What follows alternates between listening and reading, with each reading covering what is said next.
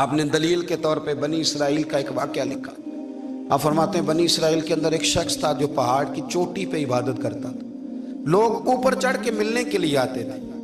رستے میں ایک ڈھلان تھی، لوگ اس پر چڑھتے تو پاؤں پھسل جاتے، بہت سارے لوگ گر جاتے۔ ایک دن وہ شخص کہنے لگا اللہ اگر تو اسے نہ بناتا تو کیا ہوتا، ایسے بیکار بنا دی۔ رب ناراض ہو گیا۔ اس وقت کے پیغمبر علیہ السلام کو وحی فرمائی اسے کہو تو میری تخلیق پہ اعتراض کرتا ہے، جا میں نے تیرا نام ولیوں کی صف سے کاٹ کے نافرمانوں کی صف میں لکھ دیا۔ وہ نبی اس امت کے علیہ السلام تشریف لائے اور آ کے اسے کہا کہ رب کریم نے تیرا نام کاٹ کے نا ولیوں کی لسٹ سے نافرمانوں کی لسٹ میں لکھا ہے۔ کہنے لگا حضور اللہ نے خود لکھا ہے؟ کہا ہاں۔ وہ سجدے میں گر گیا، یا اللہ تیرا شکر ہے، یا اللہ تیرا شکر ہے۔ وہ پیغمبر فرمانے لگے یہ کیا کر رہے ہو؟ عرض کی حضور آپ نے کہا ہے نا اللہ نے میرا نام لیا ہے، میں کہاں اور میرا رب کہاں؟ اس نے میرا نام لیا ہے حضور، میں تو اپنے آپ کو کسی کھاتے میں نہیں سمجھتا تھا۔ اچھا اگر مالک نے اب مجھے نافرمان فرما دیا ہے اور میری غلطی سے فرمایا ہے دوزخ میں تو میں جاؤں گا۔ حضور آپ اللہ کے نبی ہیں، آپ کے ذریعے کی التجا ہے مالک کے حضور، رب کریم سے عرض کیجئے گا کہ اب مجھے دوزخ میں تو پھینکنا ہی ہے، تو میرا وجود اتنا بڑا کر دے، اتنا بڑا کر دے کہ میں اکیلا جہنم میں آ جاؤں۔ میرا دل نہیں کرتا اللہ کا کوئی اور بندہ دوزخ میں جائے، میں چاہتا ہوں اتنے پیارے پیارے مخلوق پیدا کیے اس نے، کوئی جلے نہ، کوئی دوزخ میں جلے نہ، مجھے بڑا کر کے نہ اکیلا بھر دے میرے وجود کو، میں اکیلا جلوں گا۔ عرض کرے رب کی بارگاہ میں، وہ پیغمبر وہی کھڑے تھے، وہی آئی، اے میرے نبی سے کہہ دو تو میرے بندوں سے پیار کرتا ہے تو میں تجھ سے پیار نہ کروں؟ جا میں نے تجھے معاف بھی کیا، تیرے لیے جنت کا فیصلہ بھی کیا، اور قیامت میں جس کی تو سفارش کرے گا میں ان سب کو بھی جنت عطا کر دوں گا۔ ڈاکٹر صاحب کہتے ہیں اگر تو آسانی چاہتا ہے کہ اللہ جلدی راضی ہو تو کسی کا بھلا کرنے کی کوشش کر، کسی کو نفع دینے کی کوشش کر کہ اللہ کی مخلوق سے کوئی پیار ہو جائے، کسی کو تسلی دے، کسی سے محبت کر، کسی کے ساتھ تو خیر والا معاملہ کر، رب کریم تیرے لیے آسانیاں کرے گا۔ سالوں بیت گئے، میں نے کہا 1000 سال ہو گئے ان کے وصال کو کم و بیش، کتنے جی؟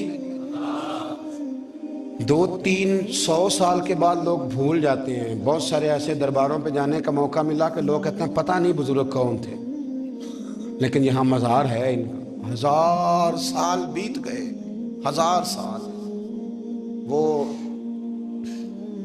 جب یہاں برطانیہ حکومت کرتا تھا نا، انگریز کی حکومت تھی ہندوستان میں، تو لارڈز آف برطانیہ کہا کرتا تھا کہ یہ عجیب، میں نے داتا صاحب کی قبر دیکھی ہے تو قبر پر لوگوں کے دلوں پہ حکومت کرتی ہے تو یہ قبر پر اس کا سکہ چلتا ہے۔ جو لوگ نہیں بھی نہ مانتے مزارات کی حاضری، ان کو بھی کبھی نہ کبھی آنا پڑ جاتا ہے۔ یہاں کی حاضری اتنی ضروری ہے کہ ان کو بھی کبھی نہ کبھی حاضری دینی پڑ جاتی ہے۔ داتا صاحب رحمت اللہ تعالیٰ علیہ نے خدمات کی، کوئی زمین نہیں داتا صاحب کی، کوئی شخص نہیں بتا سکتا کہ اتنے مربع تھے، کوئی نہیں بتا سکتا کہ داتا علی اجویری رحمت اللہ تعالیٰ علیہ اتنے بڑے مکان میں رہتے تھے۔ ایک مسجد بنائی ساری زندگی۔ ایک دفعہ ایک صاحب مجھے کہنے لگے جی وہاں لوگ بڑا سجدے کرتے ہیں، شرک کرتے ہیں، فلاں کرتے ہیں، طالب علمی کا زمانہ تھا۔ میں انہیں اسے کہا چل یار چلتے ہیں، آجا حاضری دے، یہ پتہ تو کریں۔ اتفاق کی بات کہ ہم جمعے والے دن گئے، عصر کی نماز تھی، داتا صاحب کی مسجد میں نا پہلی صف سے لے کر تو باہر تک گیٹ تک رش ہوتا ہے جمعے والے دن، دیکھیں کبھی آپ نے؟ پھر نماز کے بعد جب ہم وہاں بیٹھے نا تو چاروں طرف پھٹیاں لگی ہوئی ہیں، لوگ قرآن پاک پڑھتے ہیں۔ اگر کوئی ایک آدمی ہزاروں میں سے غلط کام کرے بھی تو وہ داتا صاحب نے تو نہیں نہ کہا اسے۔ میں کہتا ہوں تمہیں وہاں جاہل بندے تو نظر آتے ہیں، تو جو وہاں سارا دن قرآن پڑھا جاتا ہے وہ نہیں نظر آتا، جو وہاں حدیث پاک کا درس ہوتا ہے وہ نہیں دکھائی دیتا، وہ جہاں ہزاروں مزدور جو لاہور کے کوئی کہیں مزدوری کرتا ہے، کہیں مزدوری کرتا ہے، روٹی اسے داتا صاحب کے آستانے سے مل جاتی اور وہاں بیٹھ کے لوگ اپنا گزارا کر لیتے ہیں۔ یہ تمہیں کیف نہیں نظر آتا، یہ رنگ نہیں تمہیں دکھائی دیتا؟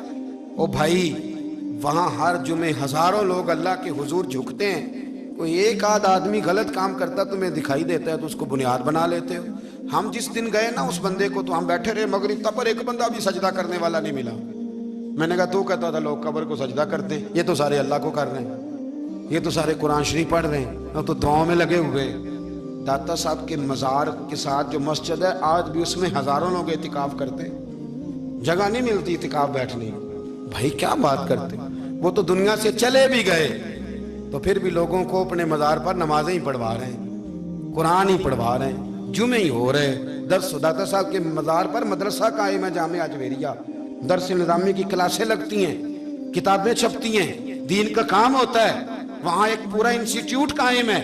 मेहरबानी फरमाएं, अब तासुब की ऐनक उतार दें, फिरका वारियत का ज़ौक़ छोड़ दें, सही को सही कहना सीखें, असल को असल कहना सीखें। और अहले हक से भी मेरी गुजारिश है, उनकी तालीमात को समझें, मेलों ठोलों से, गैर शरई बातों से बचें। अल्लाह उनके दर्जात बुलंद करे, हमें उनकी राहों का मुसाफिर बनाए। आखिर दावा यानी